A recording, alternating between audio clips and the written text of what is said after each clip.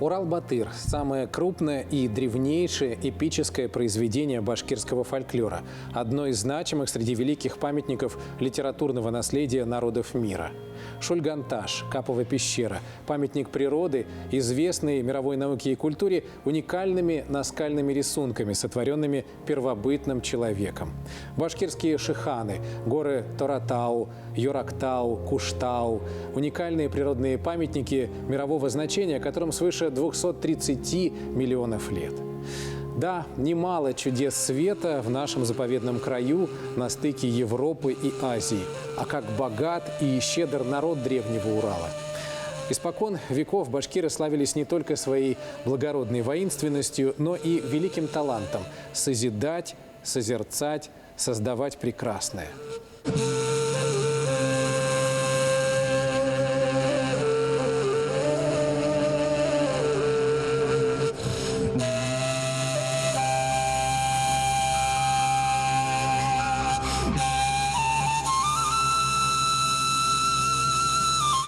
Вслушайтесь в башкирские мелодии, в звуки курая. Это душа народа. Народа, распростершего объятия всем, кто обрел впоследствии на башкирской земле пристанище, дом. Прошли века. Сегодня в республике в мире и дружбе проживают представители 160 народов и национальностей. И каждый из них считает эту землю своим домом. И каждый вправе гордиться тем, что наш дом – Башкортостан.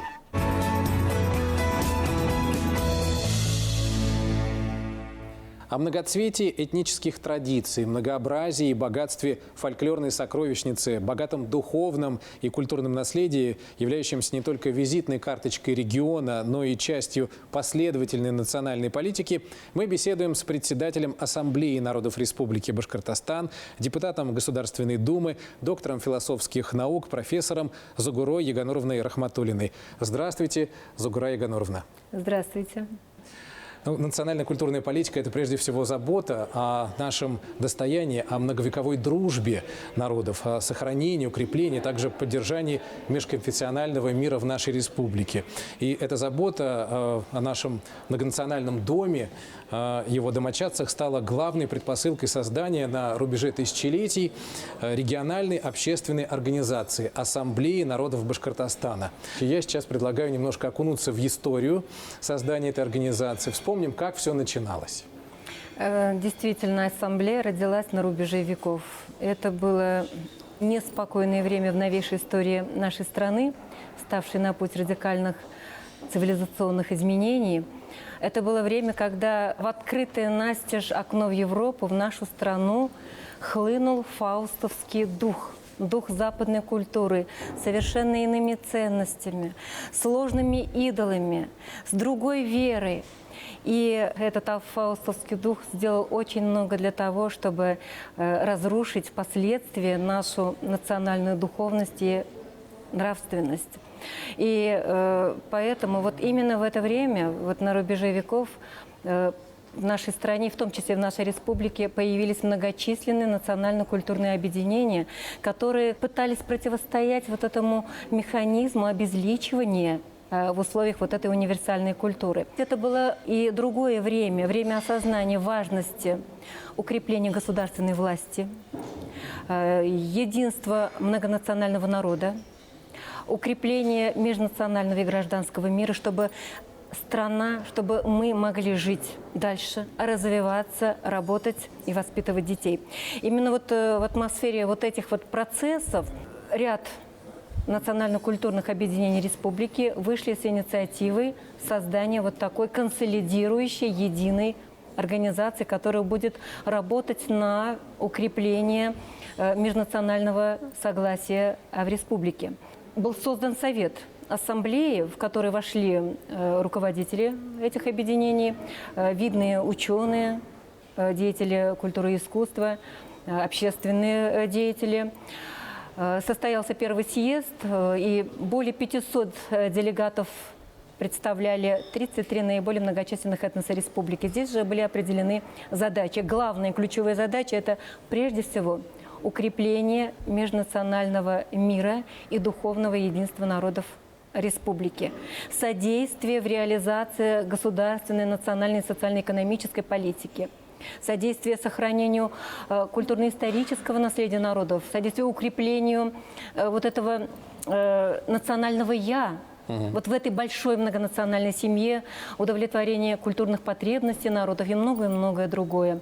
Важным событием начинающейся жизни ассамблеи стала встреча президента страны Владимира Владимировича Путина с членами Совета Ассамблеи в один из приездов его в Уфу, это был июнь 2001 года. Вот оценивая вот эту атмосферу события, сотворчества, мира и согласия, президент сказал свою знаменитую фразу, что в Башкирии, как в капле воды, отражается вся наша Россия с ее многообразием культуры, религий, языков, с дружбой народов. И мы будем брать пример с вас. Сегодня в истории Ассамблеи уже 3 съезда, мы готовимся к 4-му съезду. Ассамблея живет, работает и делает все зависящее для того, чтобы в нашей республике, да и в целом в стране, были мир и согласие между народами. 20 лет – это уже, можно сказать, большой срок, да, для любой организации. И на момент создания ассамблеи в нашей республике, в Башкортостане, действовало чуть более 2 десятков таких национальных объединений, каких-то этнических сообществ. А вот уже по прошествии 20 лет мы можем говорить о том, что сейчас у нас более 40 официально зарегистрированных общественных объединений, людей, которые проживают в нашей республике. Они активно развиваются, они объединены общей целью, какими-то задачами. Может быть, мы расскажем подробнее, какие у нас появились сейчас такие национально-культурные объединения?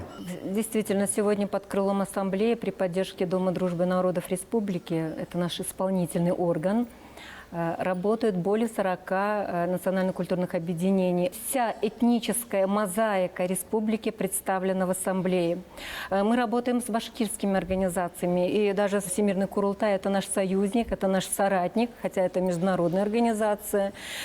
Очень много татарских национально-культурных объединений, Собор русских, очень масштабная большая организация, представленные национально-культурные объединения финно-угорских народов, чувашского народа, это многочисленная диаспора в нашей республике, национально-культурное объединение прибалтийских народов, даже европейских народов, потому что более исторических судеб в нашей республике оказались и немцы, и греки, и поляки. Это национально-культурное объединение народов Кавказа, Средней Азии. У нас даже есть национально-культурное объединение вьетнамцев. То есть очень много вот этих вот национально-культурных центров, которые защищают интересы не только своего этноса, но и многонациональной семьи.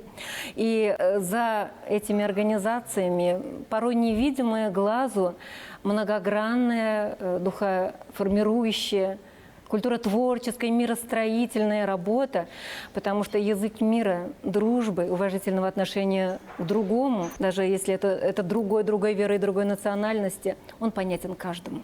Проводимые нами многочисленные этнические праздники и мероприятия, они давно стали общенациональными, давно стали межнациональными. И в такой вот эмоционально-экспрессивной, яркой, колоритной форме приобщают особенно молодое поколение вот к нашим многонациональным ценностям. Вот этот девиз Ассамблеи народов Евразии, есть такая организация авторитетная, когда люди берутся за руки, то им не до оружия. Можно вот перефразировать и сказать, что когда наш многонациональный народ берется за руки, когда они танцуют в едином порыве марийскую шейкандра, серебряную веревочку, или участвуют в параде национальных костюмов, когда они поют вместе песню о любви, о родине, о великой победе, тогда, наверное, действительно не до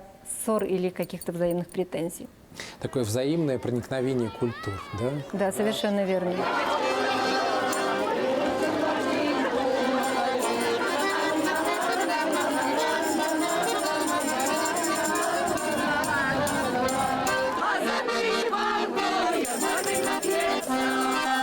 Озорний Іванко, як барвінок є.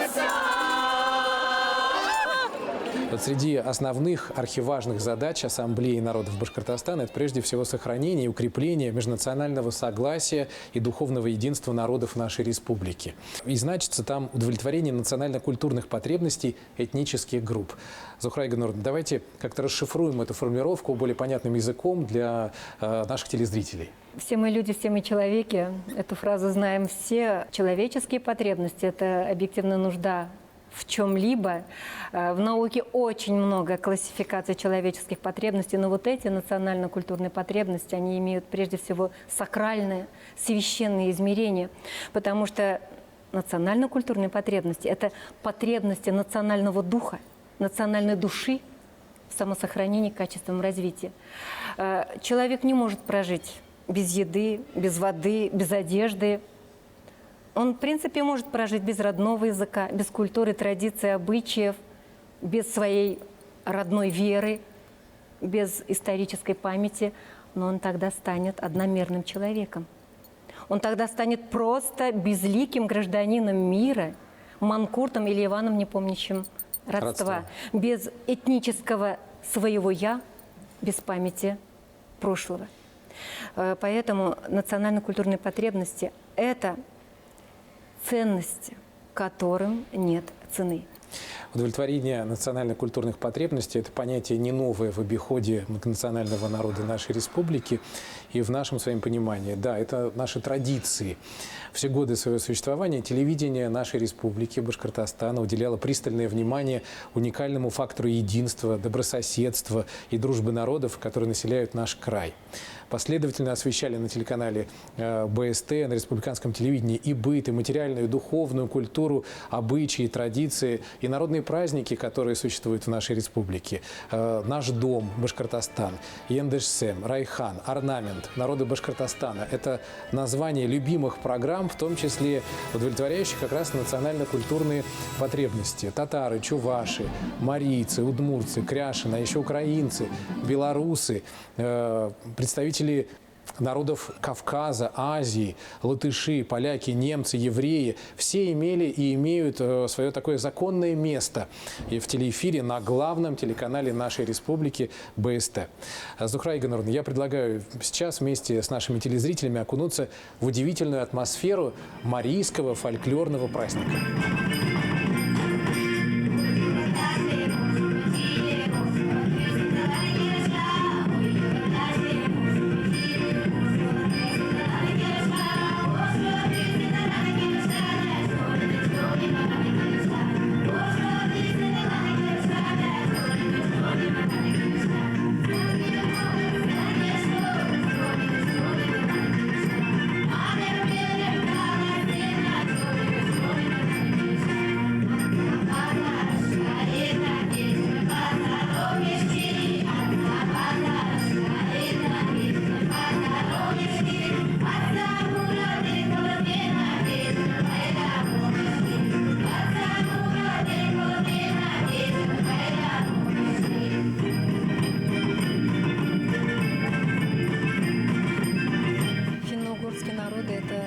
Удивительный самобытный мир со своей уникальной культурой, бытовой, обрядовой, танцевальной, песенной, со своими верованиями.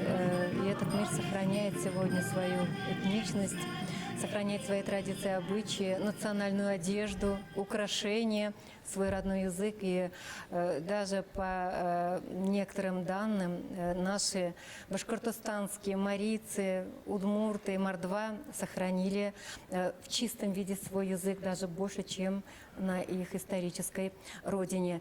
У нас есть многочисленные национально-культурные объединения финно-угорских народов. Они проводят удивительные по своей колоритности, по своим масштабам мероприятия, направленные на сохранение вот этой своей этнокультуры, на воспитание подрастающего поколения.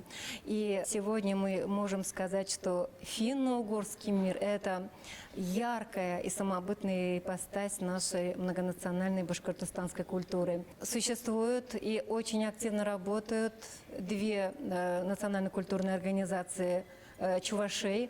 Это Общество чувашской культуры и Чувашская национально-культурная автономия. Проводится очень много интересных мероприятий, работают и школы, выходят периодические издания, и вот эти многочисленные этнические праздники, они направлены действительно на формирование национального духа. Очень много мероприятий, связанных с именами Якова Ухсая и классика чувашской поэзии Константина Иванова. Чувашская культура – это действительно перл в нашей многонациональной башкортостанской культуре. Ну а теперь наш путь лежит в Тетышлинский район, где нас ждет знакомство с народным коллективом. Он называется «Учиныл», что в переводе с удмуртского «соловушка».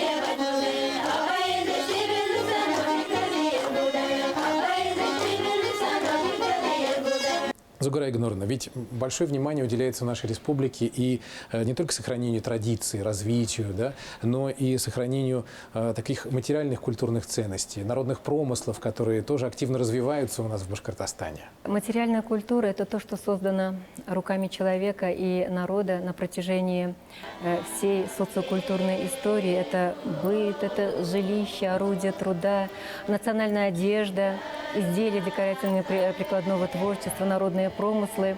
Это очень символическая составляющая человеческой, этнической жизни, потому что в материальной культуре, в народных промыслах воплощается представление народа о красоте, мере, гармонии, совершенстве, о пользе и удобстве. В конце концов, это воплощение этизма, эстетизма, прагматизма, даже верований народа.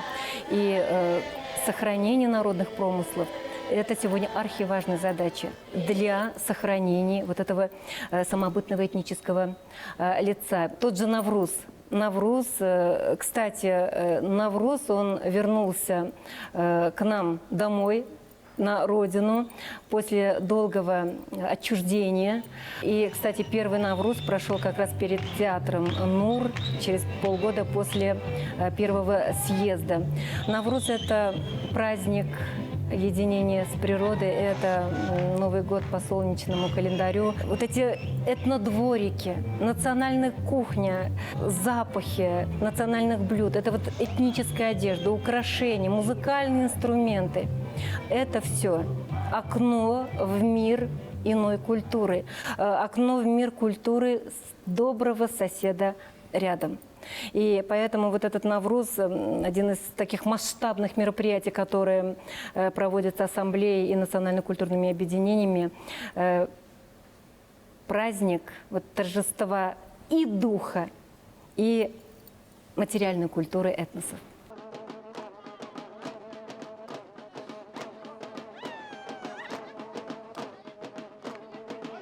Навруз – это прежде всего праздник новой жизни, новой весны для всех, потому что солнышко светит каждому из нас.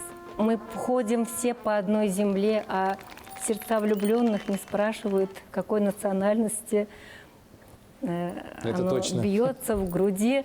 А Навруз, он как раз объединяет, потому что открытие иной культуры – это прежде всего обогащение. Это основа нашей вот совместной жизни. А теперь давайте на мгновение окунемся в атмосферу праздника. Вспомним, как это было в 2002 году на площади имени Салавата Юлаева в сердце нашей республики в Уфе.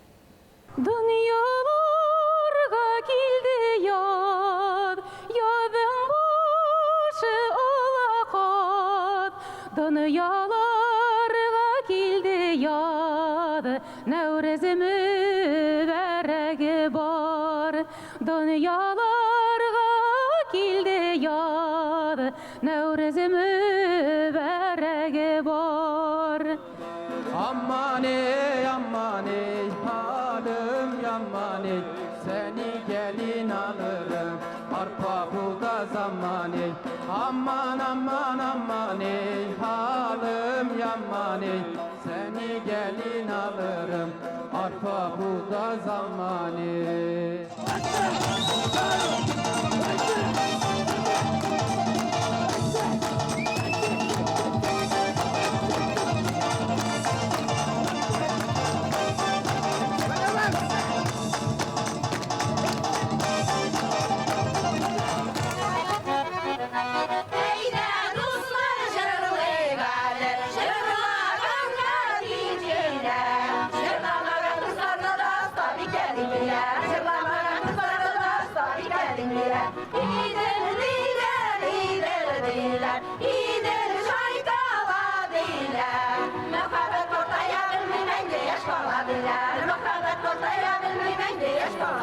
Салават Юлаев, здравствуй, дорогой!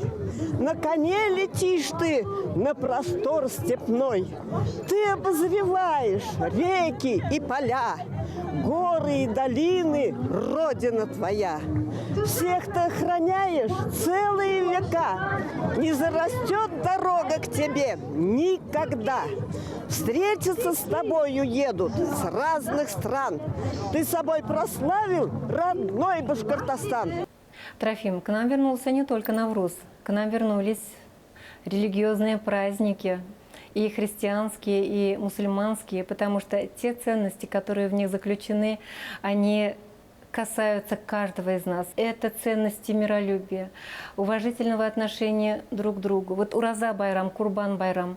Если выйти за пределы религиозного измерения, это праздники о добре, о творчестве добра, о славных милосердных поступках, об очищении души и мыслей от каких-то злых умыслов.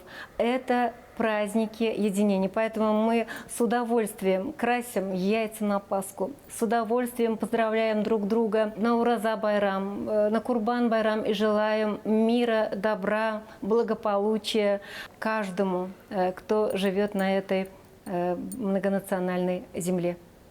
Зугура Игонор, я думаю, что нашим телезрителям любопытно будет поговорить и про так называемое западное направление, назовем его так условно, в деятельности национально-культурных объединений. И речь сейчас о молдавской, о греческой, о польской диаспорах, о немцах, о представителях народов Прибалтики, которые живут у нас здесь, которые создали свои общественные организации. И многие на башкирской земле не одно столетие уже. К примеру, поляки. У кого-то предки ссыльные, обосновались здесь, кто-то какие-то революционные ветры занесли к нам, но волею судеб их потомки уже в 21 веке являются частью нашего многонационального общества, и культурные традиции тоже обогащают нашу общую культуру. Вот у нас, кстати, есть даже кадры с Дней польской культуры с вашим участием. Давайте вспомним, как это было. Давайте.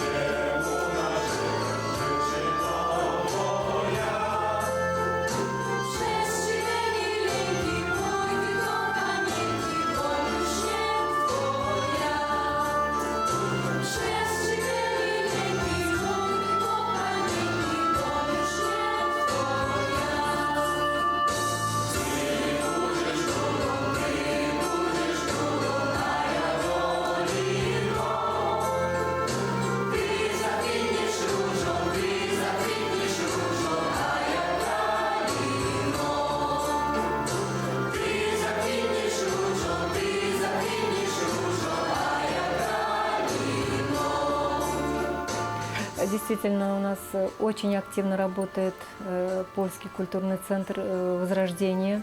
Есть воскресная школа, очень активные подвижники.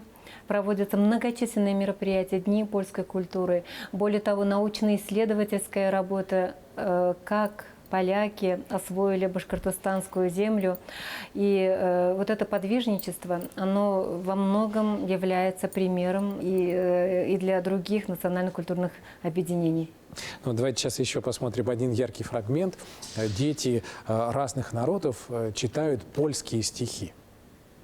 Radością oczy błysną i wieniec czoła okrasić i wszyscy się mile ścisną. To wszyscy bracia, to nasze. Охлебство, хитрость і збиток, не качавши бродім мьота, бо ти вічно мавши биток, ойчизна, наука, цнота. Братерство опіум спінче, тиміми серце заслоне, отвужне чучі хенче, швенте, саду объявлене. Помни на пщищенье свое и в каждой хвиле живота. Нехай мы на мыши стоят, ой, чизна, наука, цнота. Але хто з наших народів, труд праці, чи забави, чи приплугу, чи короні, нехай повні не устави. Дойдем, хоч прикра дорога, де брат брату рентя пода, вона і небо помога, і место, праца і згода. Загура Игонурна, на польском примере мы как вот ярко продемонстрировали упомянутые вами выше понятия экологии языка. Акцентировали внимание на многоязычии, на таком национальном достоянии нашей республики, нашей страны, об изучении, обучении на родном языке, что гарантировано каждому Конституции нашей страны. А также еще один из векторов направления работы Ассамблеи – это формирование молодого поколения как человека-полилингвиста, человека, знающего много языков. И вот в продолжении западного направления, так называемого, показательно также пример башкирских латышей, компактно проживающих в одной из деревень Архангельского района нашей республики. И на протяжении многих лет они обучают родному языку своих детей. Но эта история, которую вы рассказали в интервью изданию «Панорама Башкортостана», она имеет даже ведь продолжение. Действительно, латыши Башкортостана знают в Латвии, знают в нашем посольстве. На одной из встреч с парламентариями, коллегами в Риге я рассказала систему нашего национального образования. Как в Республике Башкортостан 6 языков. Это языки обучения, 14 изучаются как предмет, и что для более чем 10 учеников из Архангельского района приглашается специальный учитель из Латвии. Вот эта система, она оказалась для наших коллег удивительной и неожиданной. Один из парламентариев даже пофилософствовал, что латыши – это сильная нация, даже вдали от материнского этноса они сохраняют свой дух, свою идентичность, на что последовал мой ответ. Да, национальный дух – это категория очень сильная, серьезная, но если бы не было соответствующей национально-культурной и образовательной политики, и федеральной, и региональной, национальный дух он вряд ли бы смог повлиять вот на идентичность. Это было действительно очень серьезным таким аргументом в пользу того, как нужно относиться к языкам тех народов, которые живут на твоей земле. И потом уже посол наш сказал, что мои выступления от начала до конца передали по одному из центральных каналов телевидения.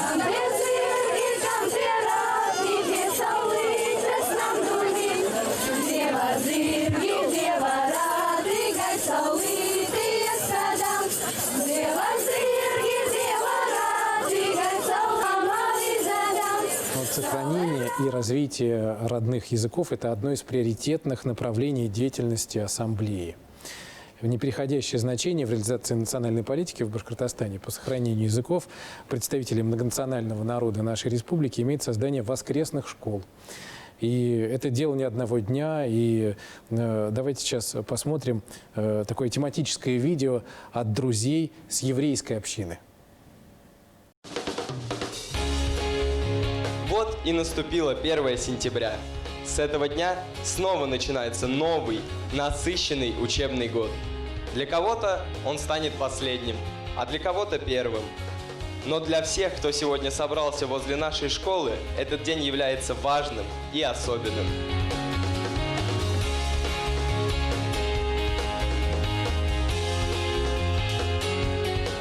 Наши замечательные сегодняшние герои, замечательные мальчики и девочки, которые нам повезло с ним будет познакомиться, дружить, работать, учиться в ближайшие 11 лет. И сегодня все они такие красивые, такие серьезные.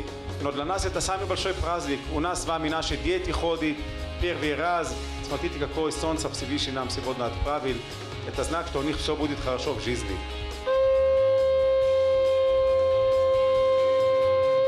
С праздником!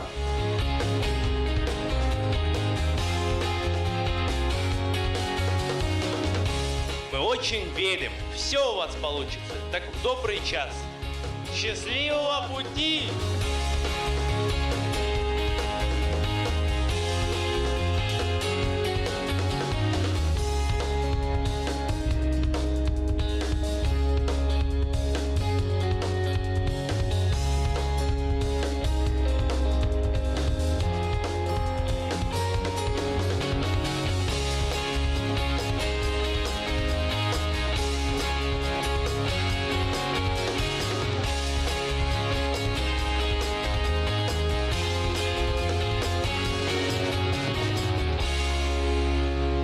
Да, Трофим, еврейская община, она живет полноценной, полнокровной жизнью, и национально-культурное объединение КАХАВ делает все для того, чтобы сохранять интерес к своей родной культуре, к языку, к ивриту, потому что эта организация имеет собственную школу по изучению иврита, благотворительную организацию. Даже есть очень интересный театр «Шалом алейхем». Самое, наверное, яркое республиканское мероприятие этого центра – это мемориальный концерт «Свеча Холокоста». Экология родных языков, изучение родных языков – это одна из ключевых задач и ассамблеи, и национально-культурных объединений.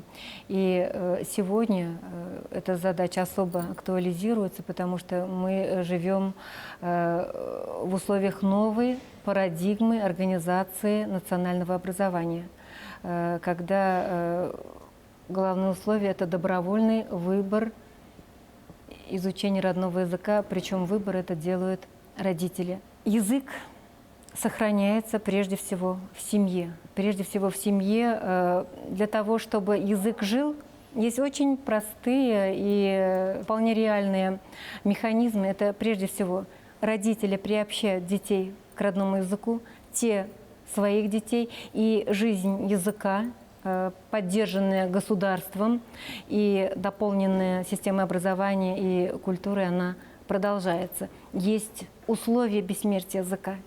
Главное, чтобы было желание человека говорить, думать, общаться, петь на своем родном языке. Должна быть письменная графика, письменность этого языка и, безусловно, желание человека знать язык и желание государства помогать в осуществлении этого желания.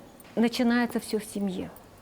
Семья – это то пространство, где язык родной обязателен. И родители должны понимать, что знание многих языков и знание прежде всего родного языка – это благо во всех отношениях. Это и широкий мировоззренческий кругозор, потому что для многих даже родной язык – это неизведанная планета сегодня. Это и культура общения, культура речи, это гибкий ум, это цепкая память. Это, в конце концов, окно в мир и родной культуры, и в мир другой культуры. И задача сегодня – формирование молодого человека, полилингвиста, который должен знать прежде всего родной язык, должен знать государственные языки и один из иностранных языков как минимум. И нужно делать все для того, прикладывая все усилия и семьи, и социальных институтов, и национально-культурных объединений, и государства, чтобы родной язык стал языком не только общения дома, скажем так, за обеденным столом, а стал языком и официального общения, и языком науки, и знание родного языка должно стать визитной карточкой современного, интеллигентного, молодого человека. А использование родного языка во всех сферах жизни должно стать неким позитивным трендом.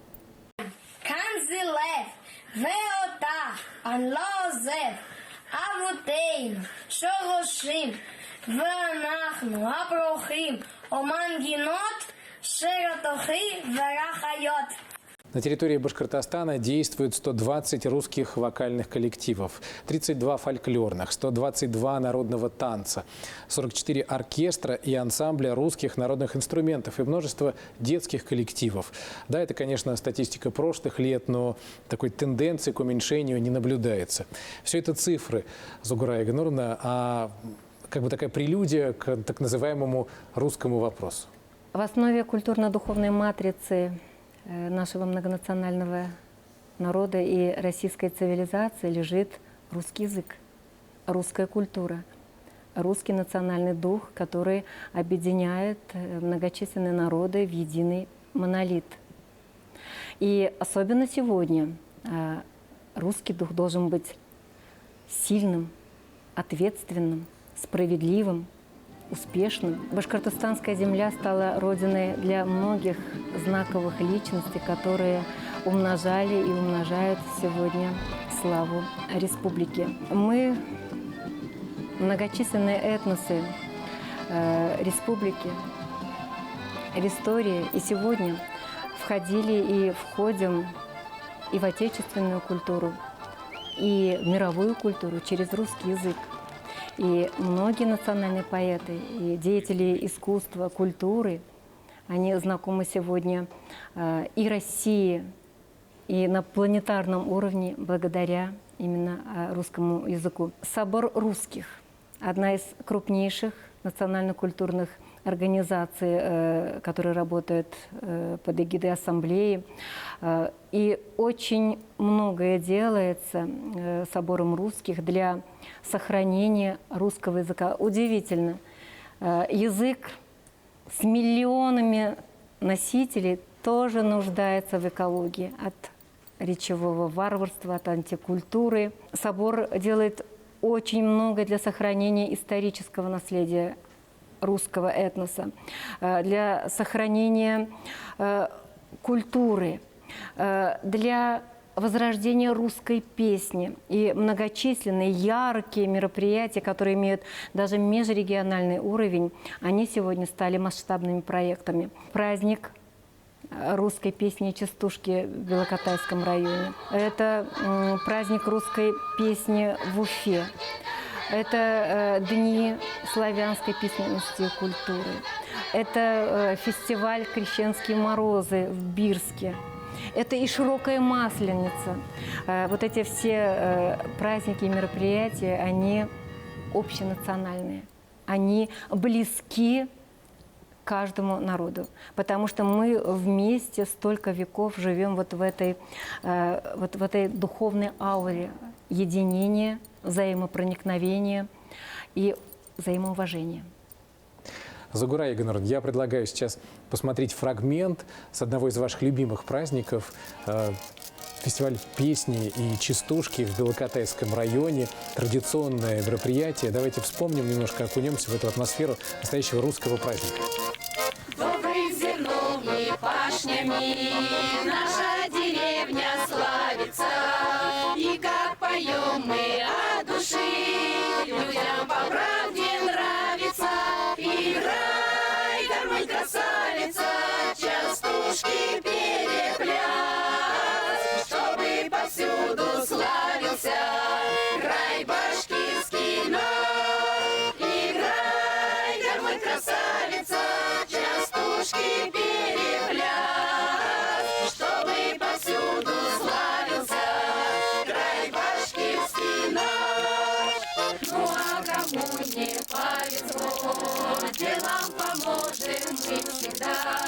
жить будем дружно, всем назло. Не запугаешь нас тогда, играй, гармонь, красавица, частушки перепляс, чтобы повсюду славился край башкирский наш. Играй, гармонь, красавица, частушки перепляс, чтобы повсюду славился край башкирский наш, чтобы повсюду славился край башкирский наш.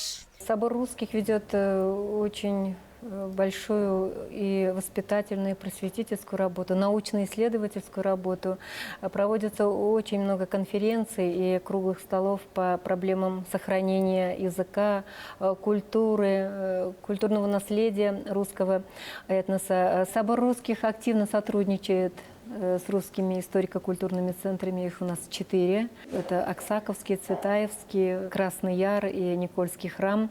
И одним из знаковых мероприятий собора являются международные Аксаковские дни, которые проходят масштабно в Уфе, в Белебеевском районе. Собор русских сотрудничает и с другими национально-культурными объединениями, потому что все мы делаем одно общее дело. Зугура Игоревна, вот Ассамблее народов Башкортостана исполнилось 20 лет.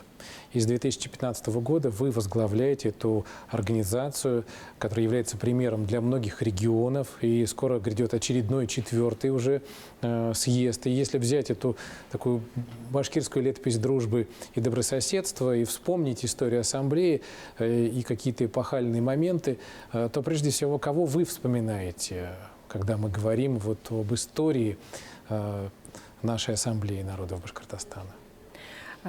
У истоков создания Ассамблеи стояла наша многонациональная жизнь прежде всего. Вот это мирная, дружная. Вот действительно в самом центре России вот надежный островок межнационального и межконфессионального мира и согласия, как некий идеальный тип для организации поликультурной жизни для других многонациональных регионов. У истоков вот создания вот именно вот такой консолидирующей единой организации, конечно, стояли наши ученые, общественные деятели, деятели культуры и искусства, руководители национально-культурных объединений. И, безусловно, мы всегда вспоминаем первого председателя Совета Ассамблеи Нияза Абдулхаковича Мажитова. Это профессор-археолог, это человек-легенда, человек-история, который сделал очень много для становления новой организации, для активизации деятельности ее членов. А последующий руководитель, профессор-химик Ахат Газизянович Мустафин, он заложил традиции продуктивного сотрудничества с органами государственной власти, с другими общественными организациями, с религиозными организациями, с авторитетными личностями. И вот сегодняшняя ассамблея, она продолжает эту практику.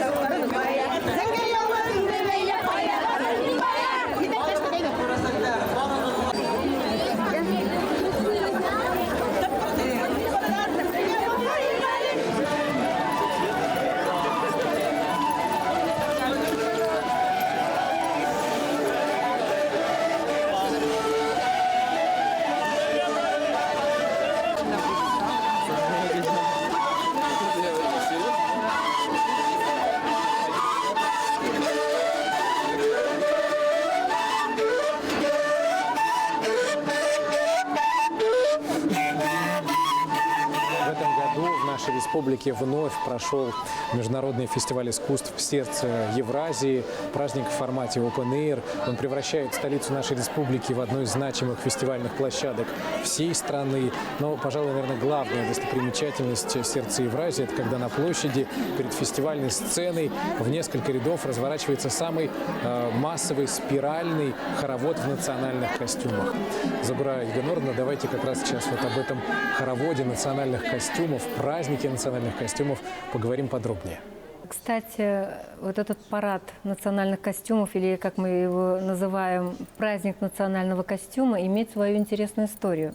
Как-то в ассамблею обратились из училинского представительства Башкирского государственного университета с предложением учредить вот такой праздник. Вы знаете, эта идея была настолько неожиданная, настолько креативная, красивая и добрая, что мы сразу взялись за эту идею. И уже в 2016 году мы провели большую всероссийскую научную конференцию. Называлась она «Национальный костюм из прошлого в будущее». Это было в Училах. И было главное условие, чтобы все участники конференции пришли в национальных костюмах, в стилизованных вариантах или с этническими украшениями. Это был самый первый парад национального костюма, начало большого праздника. Министерство культуры республики поддержало наше предложение. И вот мы сегодня имеем вот такой грандиозный праздник. Творческая идея ассамблеи об учреждении праздника национального костюма сегодня стала официальным праздником республики. Парад национальных костюмов действительно это некое единение народов в их возвращении к своим истокам, в их возвращении к современному прочтению эстетических представлений своего народа, их представления о красоте, гармонии, совершенстве. Это вот действительно единение. Потому что, когда ты видишь соседа рядом в его национальной одежде, ты становишься совсем другим. Ты открываешь новые грани в этом человеке. И это просто путь к дружелюбию, к взаимопониманию. Парад 2018 года стал достоянием книги рекордов России. Это был самый массовый спиральный хоровод в нарядных костюмах разных народов, разных этносов. Это было действительно великолепное, яркое, эмоциональное, такое возвышающее дух и оживляющее память, зрелище и действо. То, что сегодня национальный костюм, стилизованные его варианты, этнические украшения становятся частью не только повседневной одежды, но и официальной, это только благо.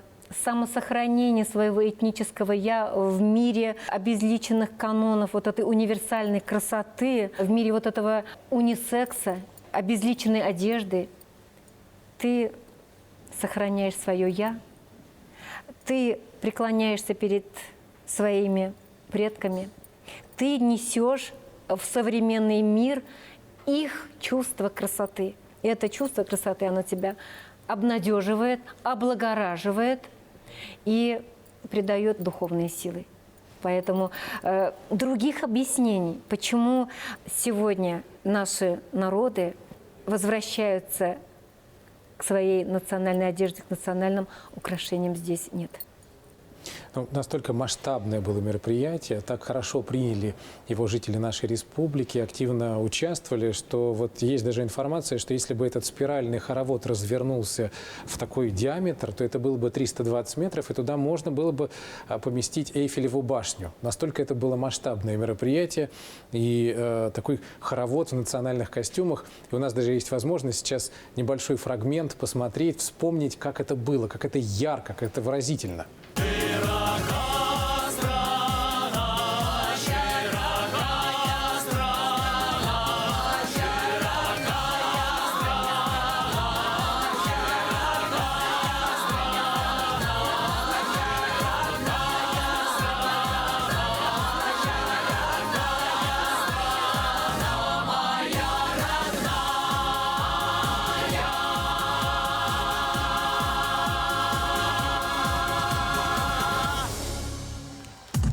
Ассамблея народов Республики Башкортостан на протяжении 20 лет ведет свою работу.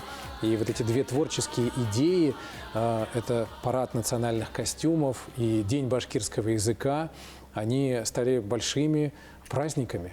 Мы сегодня живем в непростом мире. У нас очень много друзей, которые хотели бы разрушения вот этого мира и согласия в нашей большой стране и в нашей республике. И есть попытки даже небольшую социально-экономическую проблему перевести в этнорелигиозное русло, разжечь этнический пожар, после которых, как мы знаем, остается только черная выжженная душа. Мы живем в нашем общем доме. Башкортостан – наш многонациональный общий дом. И вот этот лозунг сегодняшний «Только вперед», он должен идти рядом с еще одним девизом «Только вместе».